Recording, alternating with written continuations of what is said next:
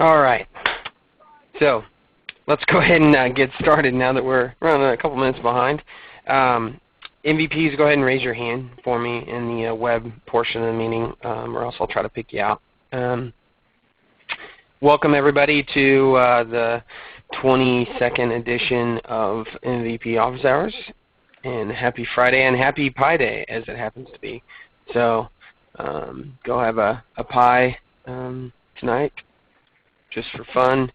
But if you haven't been a part of MVP Office Hours, just a quick rundown of how things go. It's a completely open forum. You can just raise your hand in the web meeting if you want to ask a question. You can speak up when we have basically a dead air spot, or you can also post it in the chat, and we'll just basically take them in order as we receive them, and try to answer them as best as we can, if not point you in the right direction. So if the only ground rules we really have are mute your line if you're currently not speaking. That way we don't get crazy background noise since it's open forum. So with that being said, I'm going to introduce the MVPs here real quick. The first one we have up is Mr. Bill Greenhall. Bill, will you say hi to everyone? Happy Friday, everybody. Bill Greenhall. Awesome. Have a great weekend and bring your great questions. All right. Brendan. Hey, everybody. This is Brendan Conroy, MVP Summer 13. Let's have some fun. All right. And then Brian. Hi, this is Brian Kwong, also known as Salesforce Wizard, and hopefully we get lots of questions today. I'm looking forward to it. Yeah, awesome. Awesome. Kyla. Hi there, Kyla Longi. I am Spring 13 MVP, actually nonprofit channel, but I have some expertise in wizardry myself. Nice. Okay. Marty. Hi everyone, this is Marty Chang with Solemn Consulting. Happy to be here to help out. Sarah. My name is Sarah Deutsch. I'm a Winter 14 MVP and excited to hear you and hear your questions and learn from the MVP at Stanford. And the man who needs no introduction, Steve Moe. I'm Steve Moe, or Steve Moe, and I'm old school. I'm a Winter 11 MVP. Nice. And then I see one down here who forgot to raise his hand, but Nick Ham, I see you're on the call. Maybe not on the audio portion, or muted. Or miming. All right, so let's, I think that's it. Okay, cool. Well, thanks, guys. All right, so now we'll open it up to questions. Feel free to go ahead and speak up or raise your hand or post in the chat, and we'll try to answer them. Oh, Kevin Larson. All right, what's up, Kevin? Hola. Well, yes, it's Pi Day, and I need to run out to the nearest bakery because I'm really hungry right now. I talked a couple of times ago on the MVPs, and I'm hoping that Brian Kwong will be able to also jump in here. We are going to be rolling out Chatter. Okay, I'm in the midst of that, but I also got into a pilot that unfortunately we've had to stop because of the delay of Spring 13 because it's dependent upon that. But I have questions that kind of go on both ends. I know you probably won't be able to address the Spring 13 pilot issues, but some of this kind of falls over. Like one of the main questions is if I turn on Chatter and I go, oh my God, it's going to go bad, and I shut it off, what are the consequences on doing that? Like, does my search bar go back to the old search? And we're talking Winter 14 now, if that's the instance I'm using. What other types of things? Like, obviously, does everything go into archive? Does everything just stop? If I turn it back on in a week, is there something I should be aware of? How's that? Someone want to take that? Yeah, I'll take it. This is Brian. You can actually try this out now if you got a sandbox. You can, or even go out and grab a developer org. You can turn Chatter on and off as much as you like, other than giving people heartburn when they're trying to figure out why the UI changes on them. There's not too much negative consequences. Some of the things that will go away are anything that requires Chatter. So for example, global search does indeed disable if you turn off Chatter, and you are left with the sidebar search that you have now before you have Chatter. That happens automatically. You don't have to do anything. You just undo that checkbox and suddenly global search is off and then sidebar search is back. You will lose things to publisher actions and stuff like that because those require Chatter. I'm not quite sure about your groups. My guess is the groups don't actually archive automatically. They probably just sit there as if Chatter was enabled but no one sees it. And then if 90 days go by and there's been no post in there because Chatter's been disabled, then they would archive themselves. But I don't know for sure, but I think that's probably a safe guess. Yeah, what's interesting with that, Brian, is this new pilot, which I'm sure that most of you guys have seen. You're actually going to be able to, the initial purpose of it is to turn on Chatter by profile. In other words, I may just want, I'm a nonprofit, so I may just want my organizing department to start out with.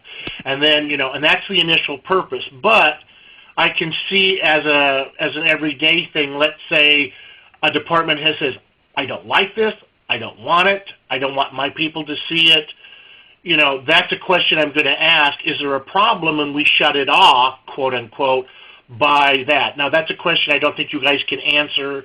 I don't think it's even been brought up into the forum yet. But I'm trying to look at both at this point because I'm in that gray area. We aren't going to, So I think it's something because this is what I think it's going to happen, and but unfortunately I don't know because one, I'm not in the pilot and haven't been able to play around with it. But if you're going to be able to turn Chatter on and off, so to speak, by profile, my guess is that from an org perspective, it is on, meaning that global search is there and everything. And it's just controlling whether or not the people in that profile can see the Chatter posts and the Chatter groups and that. So I would imagine that if you don't have Chatter on your profile, but Chatter's enabled in your org, you still have the org-wide benefits of being able to have global search there. So that probably would stay regardless if that individual profile has it on and off. But again, that's a guess. Right, and that's kind of what, who knows. And that's kind of the direction I was going with, with that too. So an added question with that, and I'm not going to be a big hog today, but I have a thing because our folks are getting really excited about Salesforce One and mobile. With that, at that point, the question was, one, does Chatter have to be enabled for mobile? That was the initial question. And the second one is, if you don't have it enabled or you shut it off, does that break Salesforce One apps? It depends. And the reason why I say that is it depends on the app and what they're doing. There are some apps that are out there that are getting really heavy into relying on the publisher actions, which is a Chatter feature. So if you don't have Chatter enabled, you don't have publisher actions, and if there's no other way to, say, create a record within that app, your app is effectively broken. That's an interesting thing because, I think a lot of people assume Chatter is on for everyone. They just think it's a default. And for us, for the organizations who decided not to do that for whatever reason, it's like we're kind of the exception, but I would, let's say if I went in and tried to use a mobile app and it was quote unquote broken, I would be in the forum saying, this isn't working, what's the problem, blah, blah, blah, and it really isn't that the app is broken. It's that my organization. So that's an interesting observation on that, Brian. I'm glad you brought that up because that's something then, as I'm testing, I can definitely make sure that, oh my gosh, this is probably a Chatter-related issue because I have it turned on or not turned on. That's good. Thank you. You're welcome. Good luck. Yeah. Awesome. Awesome. Thanks, Brian. All right. The next person we have in line here is Jessica. Jessica Hickok. I think I said that right. Hi. Go ahead. Thanks. This is my first MVP office hours. Thank you guys for Welcome. holding these. I'm calling in to ask about best practices around deactivating users, specifically around roles and task assignments. And I submitted a case to Salesforce, and they were sort of hemmed and hawed and weren't quite sure what to tell me. So we have a CEO, and we assign tasks to him based on workflow, but he recently retired, and we have a new one. So we deactivated the former CEO, have a new CEO, but my workflow-based tasks are going haywire because it thinks it has 2 CEOs in the system, even though one is inactive. And so it's by default assigning tasks to the opportunity owner instead of the CEO. And I just wanted to ask, what do you guys think is the best practice for deactivating users and their roles? Should we make former roles? Should we delete out the roles? What do you guys do? I can take that. I have some strategies that I use. Great. Yeah, go ahead. This is Kyla. So I do recommend actually creating a former role and a former profile,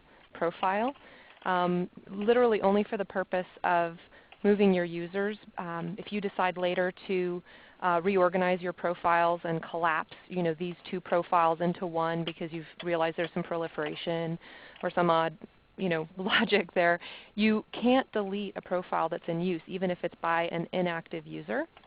So that's just something I started to implement at organizations at one point. The other thing that's really helpful is instead of setting up some of your workflow tasks specific to users and actually saying this person needs to receive this opportunity workflow, it's taking a few additional steps, but I recommend creating public groups or setting those up by role, because what you found is that you now have all of these crazy workflow rules firing off to somebody who no longer exists. And so you need to, in fact, now kind of redo some things anyway. So take it as an opportunity to create a public group that actually maybe is in fact based on the executive role called the executive public group. And I think that's what we've done, or rather we're doing it by role, not group.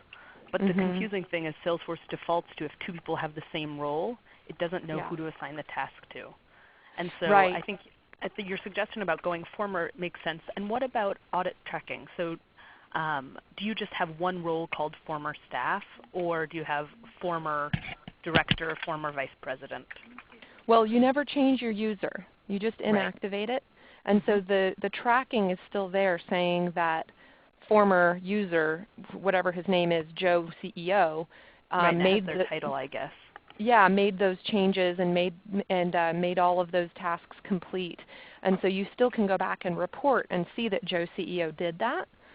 And so you don't lose your audit history unless you open up your user and edit it and change Joe CEO to new CEO. Don't do that. Don't do that.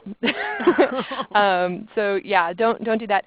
And the other thing I'd recommend is if you haven't already installed the Force.com IDE, it's a great administrator tool.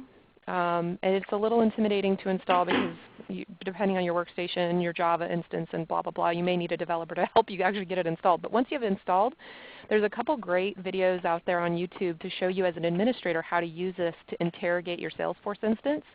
So if you can go and find all of the instances where Joe CEO was hard-coded into an additional 2 workflow rule, for example. And so you can go find all those instances using your IDE. That is great. That's a great tip. Thank you. Awesome. Anybody else want to add on to that? Or I think that was a great answer, so thank you, Kyla, for that. All right, next person we have is Zach. And Zach, I know you posted your question in the chat, but you just kind of want to recap it for everyone on the phone? Sure, absolutely. So what's going on is I'm designing a visual workflow, and what I'd like it to do is, well, let me just back up and say that it's being triggered. So I took that took the trigger address, the URL address, and I put it into a formula field, a URL formula field on the account. So what I'm looking for is to, when that's triggered from a specific account, that I could pull in information into the flow from that account in particularly, so such as the account name, the owner, type, things like that, anything from that particular account. And I was wondering what I'd have to do to make that possible. I haven't figured that out yet. I've tried it with a couple different objects actually, like the user as well. And so I just want to get the information from that specific record it's fired from. Any flow experts out there? MVPs?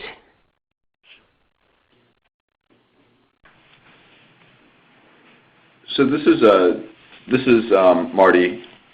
Zach, you're just going directly to the flow, right? You don't have the flow embedded in a Visualforce page? No, I do not. I'm just doing a little bit more research on this. I know that you can put in parameters if you use Visualforce as kind of a wrapper for your visual flow, which also gives you the nice benefit of being able to specify what happens when it kind of finishes. So let me, if anyone else has any other thoughts on doing that without Visualforce, definitely jump in. I don't think you can do it without Visualforce right now. But the good news is it's a very simple Visualforce page where there's plenty of examples up there that you could practically literally copy and paste. And not actually have to come up with any code yourself. You'll just have to swap out things like what's the flow name and stuff like that. Okay. Is there particular resources you guys might be able to provide? Yeah, Mark Ross, or Salesforce Yoda, he's known on Twitter, has a blog where he does a lot of visual flow examples. Let me see if I can find that a specific blog post with the example, and I'll post it into the chatter group. Okay, awesome. I really appreciate that. Yeah, I'm trying to figure this out for about 2 weeks now. So awesome. Yeah, and feel free to let us know if that doesn't quite answer what you're trying to get at. But yeah, Mark's really good at visual workflow. So. Awesome. Yeah, that would be great if you guys could point me in the right direction. That'd be perfect. Sweet. All right. Let's see. Our next person here is Thomas. You raised your hand and had a question. Hi. Can you hear me? Yeah. Go ahead. Okay. Thank you. I know you won't be able to probably answer this with code, but one of the things we have is a full sandbox and production. So when we have new users added to the system and the production environment, we use our full sandbox for training. So we are managing all this stuff manually today. I would like to somehow have a trigger or something where when a new user is created in the production environment, I can push that user to the full sandbox. Now I'm aware that the ID would be different, so I couldn't use an upsert, I don't think, unless there's a way to work around that. But do you know of any code out on the internet? I threw this question out to the developer or the developer community. I just did that this morning, so I haven't gotten any feedback yet. But it would be very helpful if we can add a new user to the sandbox when a new one's being created in production, or if we're deactivating a user in production, that triggers and finds the same user in the sandbox and deactivates them in the sandbox as well, or vice versa, activate them as well. So the question is, does anyone have a place you can point me to that maybe there's some helper code out there for this scenario, this use case? Thomas, this is Marty. It's an interesting question, and I think most of the time, especially now with the different kinds of sandboxes that are available with partial data, you can refresh your sandboxes more frequently, which would keep them in sync with production. So are you currently on a refresh, like a very regular refresh cycle? Well, we do sprints, scrumming, so we wouldn't refresh theoretically until every 30 days. But because of the spring release being delayed, that's kind of made this use case come to the forefront even more. And the other thing is, sometimes sprints don't work out ideally the way you want, and you may have some other project going on, so 2 different projects are going on in the sandbox. You can't tread over that code. I mean, I think it was interesting you mentioned not being able to upsert and such. This is just an idea. Do you have any kind of like a integration appliance? No, that's why I'm trying to wonder. I've never written an API. I'm wondering if there's a way to write some API logic that would push the user created in production over to the sandbox. I'm thinking of something even without code, because what you basically have are 2 orgs, and the way that I'm thinking about what you're describing is actually just not really much different than what other companies do with integration between their CRM system and their ERP or whatever. You have a bunch of different systems and you need to synchronize the data. Okay. So you would use something like an Informatica or a Boomi or Jitterbit, where you would just set up a job that synchronizes data between the two systems. And in terms of the user ID not being consistent, or it could be different, what you could do if you really needed to do that, just hypothetically create a custom field on the user object and just automatically populate that with the production user ID. That way you'll always have a consistent key to match on, regardless of what the actual ID is in your sandbox. Okay. All right, I'll check in. We do use Jitterbit. Yeah, I would try to set up a synchronization job. Right. This is Kevin Larson. Though I'm not an MVP, I have something that I'd like to offer, just because I've just run into the exact same situation that he is, but mine dealt with, I just added 15 new user licenses. Well, so my production has, I'm just picking a number, has 100, but my sandbox only has 75. And because I can't sync at this point, because I'm within the 30 days, and I'm on Spring 14 in my full sandbox, which I want to be, but even if that weren't the situation, sometimes, depending upon how often you add user licenses, you might find yourself in a problem having an automated process that automatically does it because they may not be in sync. I don't know. Is that a valid observation? Yeah, you're right on. Yeah, we do have that situation, and we manually decide who do we want to deactivate to get the newer user in test so that they can be trained, for example. They might have to go to a training, and we use the full sandbox for training as well. Unfortunately, we can't afford a separate full sandbox for training. Yeah, I agree. We're in the same situation.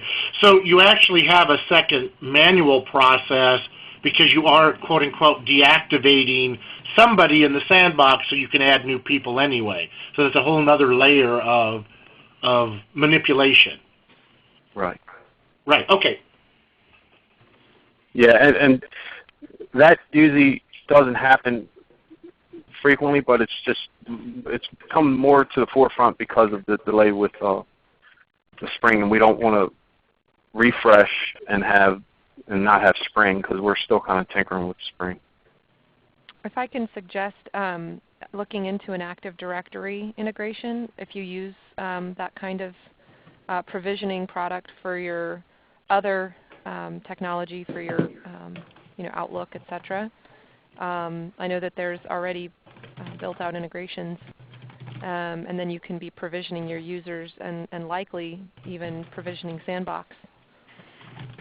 Yeah, we do provision in production, we don't have it tied to the sandbox. Every time we refresh the sandbox, that information doesn't copy over. It looks like that's been our experience. You know, I wasn't tied tightly to this process, but I don't know if my coworker Alex is actually in the meeting or not. But I understand that information for SAML and all kind of goes away, so we'd have to manually deal with that each time, which may be an option. You know what I'm talking about? When you refresh Sandbox, it doesn't bring over your certificate and all that type of information. At least that's what I've been seeing. There's usually a custom API endpoint, though, for your Sandbox that you may be able to point to. Just as you go. I know it wouldn't from today and do the ones previously, but from today onward. Mm-hmm. It's worth looking into, probably. Okay. Thank you. Awesome. Thanks, guys. All right, we have a question here from Tony Lynn. And Tony, can you just kind of recap your question? It sounds like an interesting one. Sure. So since March 3rd, so this was not happening prior to March 3rd, but since March 3rd, what we're finding, and luckily I have a really good reporting user who realized it and didn't just take the numbers for what they were, but essentially she has some pre-built reports using the standard cases report type, and she pulls the parent case number into that report, not as a filter, just as a column. And since March 3rd, any cases that did not have a parent case number, so any cases that were not children, just fall out of that report randomly. So as soon as you pull the parent case number as a column into the report, any cases that don't have a parent case number no longer exist in that report. I contacted Salesforce, and it was funny. I heard somebody else say I kind of got the runaround, and I kind of got that too. You know, first he told me, oh, you have to have A plus B, and I'm like, no, this is the cases object. Then he told me you have to put parent case number as a filter. It's always worked like that. And so I went in my Sandbox and pulled a report that I showed him. Didn't work like that prior to March 3rd. So I didn't know if anybody else has experienced that or know that Spring 14 or what they've released with Spring 14 is causing that issue or what.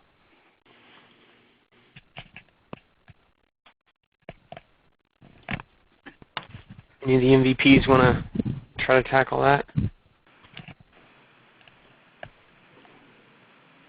Tony, when you use the word randomly when describing the problem, and this is Marty again, do you actually mean randomly, or do you mean since March 3rd it's consistently such that if you don't have a parent case number it falls out of the report? Yeah, I probably shouldn't have used that word. No, it's consistent.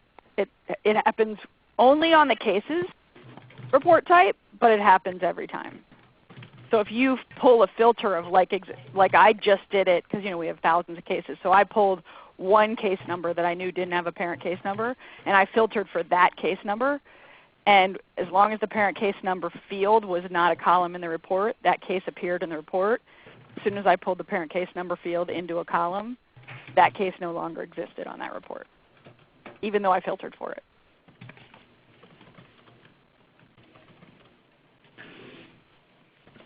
I don't have a good answer. I think I would have to try to replicate that problem. Okay. Well, and that would be great if somebody, can replicate and say, yeah, it's happening in my org, so I know whether or not to go back to Salesforce and say, this is apparently a my org issue, or, and I know I don't really understand the whole pushback of Spring 14. I know we got a note that said it was pushed back, but yet I have some of the things that were supposed to be in the Spring 14 have been pushed to my org, but not all of them, so it's weird. What was the record type you use in that report? Just cases?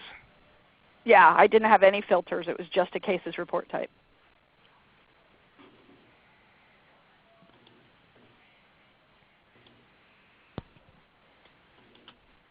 Yeah, that's an interesting one. Hopefully, we can certainly find an answer there.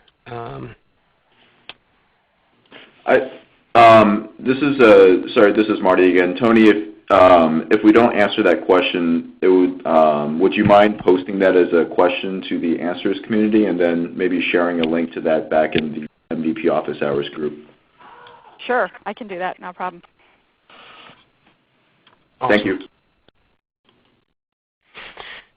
All right. We don't have anybody in the queue. Who else has a question? Feel free to speak up or post in the chat. Hi, this is Dawn. Yeah, go ahead. I have a question on the enhanced lookup filters. So we've got some fields, and we've got lookup filters on the fields to pull up some information. And when I try to search on various things on a custom object, like I'm searching on a certain field for all the information to come back around that field, it's not working at all. Is there a certain type of field that you have to have for those enhanced lookup to search on the all fields?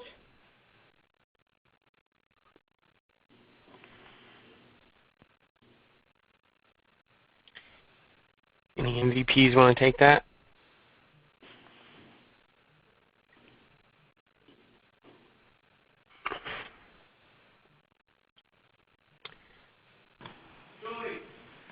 So when it looks at the enhanced, does it look at only text fields or only pick list fields on the custom object that you have the lookup to?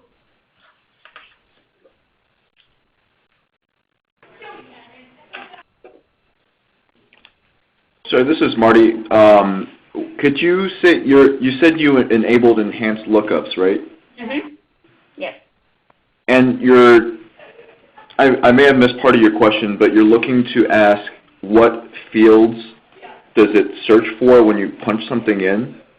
Yeah. So when I change my lookup to say all fields versus just the name field, is there a certain type of field that it searches on, or should it search on anything? Because I can't seem to get it to work on a custom object when it's a lookup to a custom object. My understanding of that, I think that's definitely an interesting question. But with, are you familiar with SOSL? SOSL? Does that mean anything or no? I know what it is. Yes. Okay. My understanding is that if you turn on enhanced lookups and you punch something in, it's effectively the same as running a SOSL search with the all fields filter. So I would think that any text field on the custom object that you have would be fair game. So if there's something specific that's not working for you, that doesn't sound like expected. I guess that would be unexpected. So I think if you have a specific configuration that you can kind of better describe, again, it's one of those things where if it's not expected behavior, I think we would have to try to replicate. Someone would have to try to replicate that to be able to give you some better guidance. But it sounds like what you're doing is reasonable. Yeah. So, for example, I can give the example is so we're logging like battery sales. So we're selling a battery, and somebody's calling, and they've got a 2000 Volkswagen Jetta. They type that in to go and look up the battery. On a custom object of the battery, we have the make, the model, the year, everything that is associated to what batteries are available there. So if I type in the battery name, the battery comes up. But if I type in Jetta to see all the batteries that could possibly fit the Jetta, it doesn't work when I hit the all fields. So this is Bill. I have a question. Do you have that custom object? Is it a tab? Is a custom object what? A tab? Do you have a tab associated with the custom object? Yes. Okay, because if it is a tab, it should search all fields. Actually, I'm looking at the help page right here. It should get every field, including rich text, area fields, and the like. Yeah, because we've got, like, Jetta would be, I think that's a lookup on a custom object to another. There's a lot of cars out there in the world, so couldn't just have a pick list. Yeah, and there's no filter on the lookup? That could be possibly making things not return? Because on a lookup field, you could also do, filters. So you might want to make sure there's no filters on that lookup. Okay. Actually, I'm curious. I wonder if the problem is the fact that it is. I think you just pointed out the I think the red flag, which is the fact that you're trying to search for a lookup. So maybe if you use like a workflow rule to populate just a plain text field, you'd be able to find that result. Or this, Steve, you could maybe even just do a formula text field with a cross-object insert to just insert the text value of the name from that record, because the lookup field itself, even though it displays the word, it actually holds just the ID. Yeah. Good call, Steve. Ah, interesting. So you'll create a formula field. And this is where a lot of people get hung up. You'll see like the name of your lookup field, and you'll see it twice. And the second one will have like a greater than sign. That's the one you want. You're going to click on that, and it's going to open up another window next to that. And in that window will be the list of all the fields that are on the object that you're looking through. And you want to click the name field, or whatever field it is that you want to grab.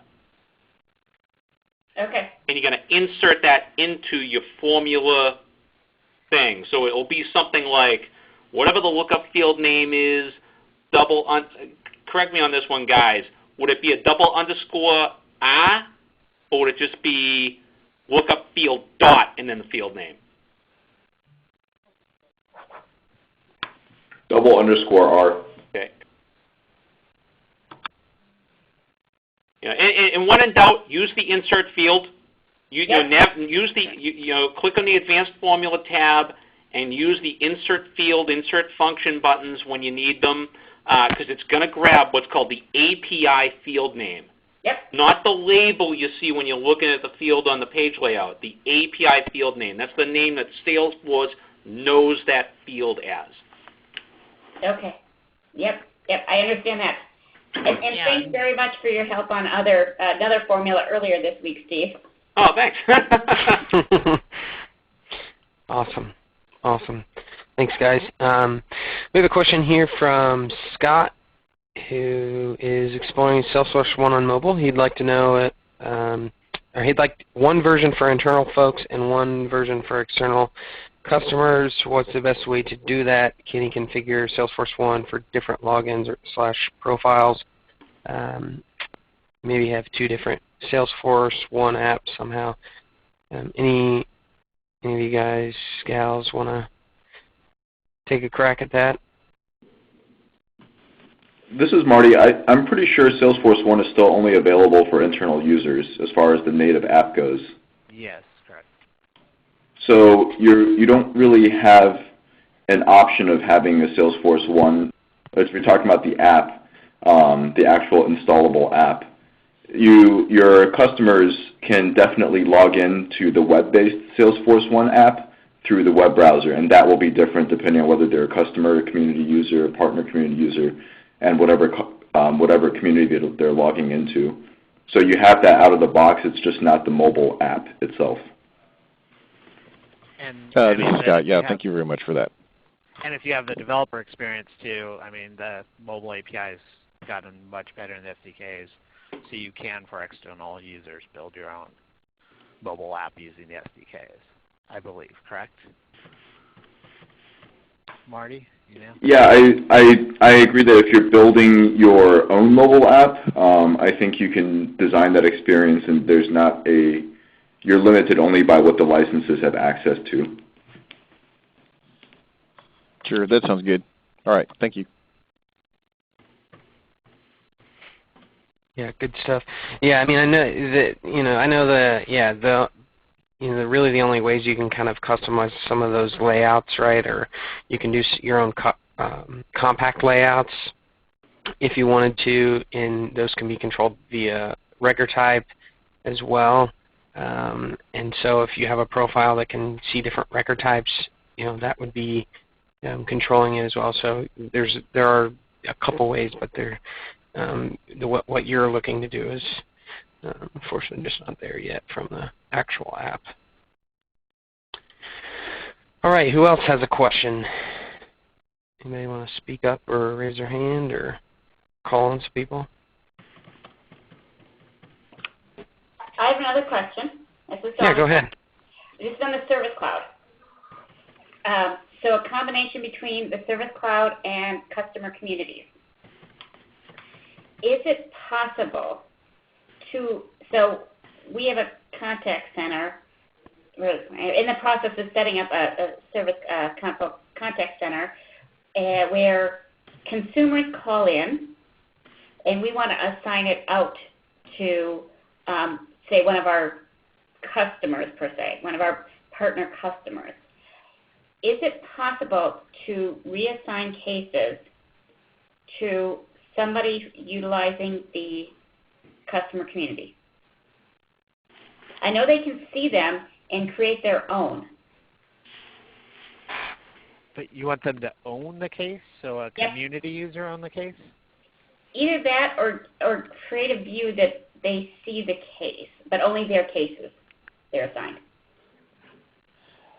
The community for cases is you're going to see cases under the account you're associated with.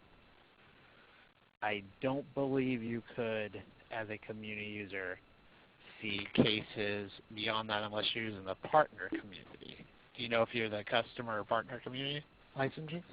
I'm just playing around right now, so we don't have any licenses. I'm trying to just make it work. So if you're on the customer community licenses, you're only going to see cases associated with the account you're under, the contact center. And they won't be listed as an owner because that's the Salesforce license. You're going to need the full license. With the partner community license, I can't say 100% on how much the security changes. I haven't played with that yet. But I do know on the customer community licenses, you're only going to see cases under your account. Yeah, that's actually part of the maturity of the product at this point. A lot of the people that are on the community's platform are starting to push that information up to Salesforce. So there may be some enhancements that come down the road there from what I've heard. But at this point, there's a lot of limitations with sharing. And with customer community, there really isn't nuance or flavors of it. It's like on or off, basically. Mm-hmm. Yeah, because the only thing we're not utilizing communities beyond the fact that they need to see these cases. That helps. Thank you. Awesome. Thanks, guys and gals. Who else has a question? We got about 9 minutes left or so.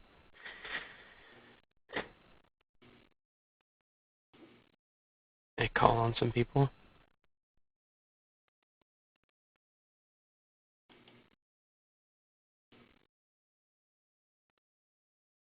Okay.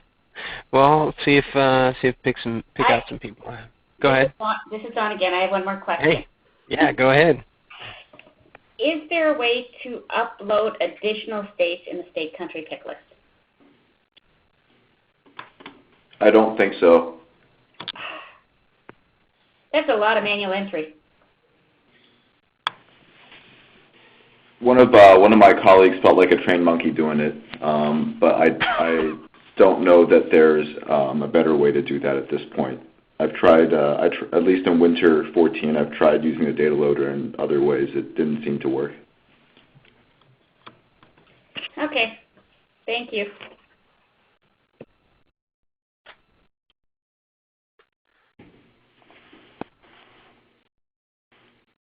All right, who else? We got time, so. Jennifer Anderson, you have your hand raised. Go ahead. I do, and I posted this out on the collaboration site, but so hopefully maybe somebody here can help. For our customer support team, we're using the case feed page layout, and there's the articles that show up on the side panel. We want to be able to limit those articles to customer-facing only. Just in the case feed page layout, I want the customer support team to still be able to access all articles if they went to the Articles tab within Salesforce. Does that make sense?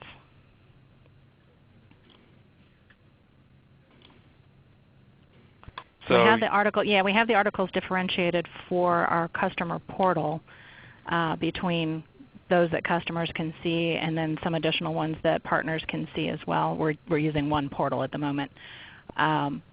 So when one of our internal employees is on the case feed page layout, the suggested articles come up on the side panel, or they can search through all of them. We want to make it easier for them to not have to know that one is a partner-related article that they shouldn't send to the customer. Okay, so essentially you would say I want to filter out partner articles if they're looking at the case feed, but I want them to be able to find those partner articles if they go to the Articles tab? Yeah, so if I can filter them out from the case feed page layout, I've been asking it a lot. It doesn't seem to be an easy I don't think you can with the quote out of the box functionality with that. Okay. That might be something that you would have to have a developer go and write a panel, a Visualforce page for if you're using Service Console, or basically your own version of suggested articles to be able to say, yes, this person technically has access to these data categories. We just don't want to show those data categories when they're looking at it from the case feed. Right. Salesforce assumes if you're allowed to see it, you're allowed to see it. And somebody suggested using profiles for the internal employees to block those partner articles, and we may do that. It sounds like that might be their only choice at the moment, and then find some other workaround if they need to see the partner articles. Yeah. So I guess based on that way, using the internal employee's profile, I can block the partner articles. Right. It would just mean that they wouldn't be able to see those same articles if they went to the Article tab. Yeah. Okay. Sounds like that's the best one. Thank you, everyone.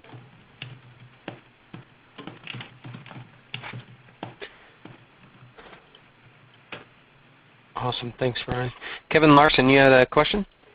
Yeah, just very, very quick. And it's an etiquette question, actually, for the success community. There was an instance the other day when somebody asked a question about compliance. I can't think of it exactly.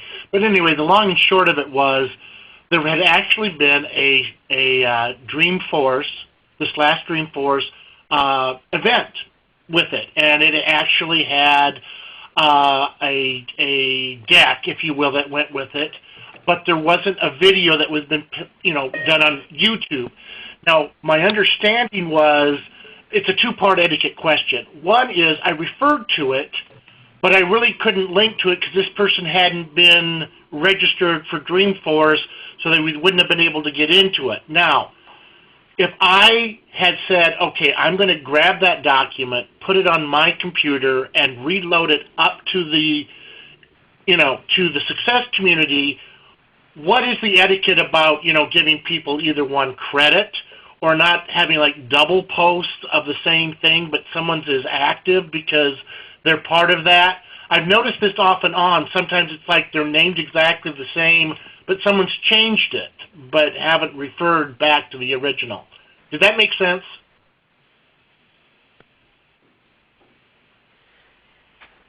Yeah, I think it does. Any MVPs wanna answer that, or I can take it? Yeah, I think you can just take it. Yeah, I mean, I would say if you're gonna repost something, definitely give credit, right? And in general, try to give credit where credit's due. If you're gonna repost something. Well, you see where the problem is. If someone else has really posted it and they are updating it regularly, and then you go ahead and post it in another, like let's say the Hub for Success, or another, all of a sudden it really isn't your document because you aren't going to update it, but you brought it over from somebody else. Those are the situations I'm seeing. I belong to so many communities now and collaborations that I can't remember which one it's in. Anyway. Yeah, I mean, unfortunately, with so many communities out there, there's no, rules per se. It's all kind of, we're in a community where we have to self-manage. Etiquette, yeah, would be to give credit where credit's due, but again, no rules out there. Okay, thanks, guys. Yeah, absolutely. So we have time for about one more question here, and Don posted a question on the service console. Trying to show contacts, issues, and accounts in the upper left navigation pane was only showing accounts. I thought we just covered this one. Maybe I'm wrong. Any other stuff you want to add on to that real quick, Dawn?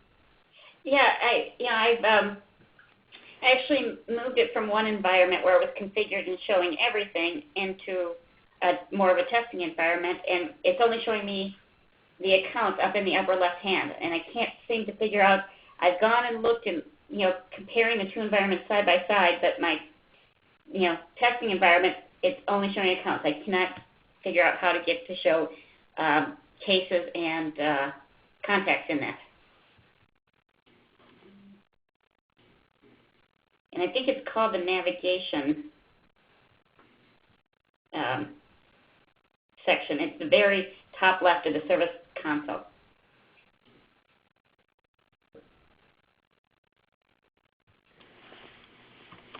Any MVPs with Service Cloud Console experience?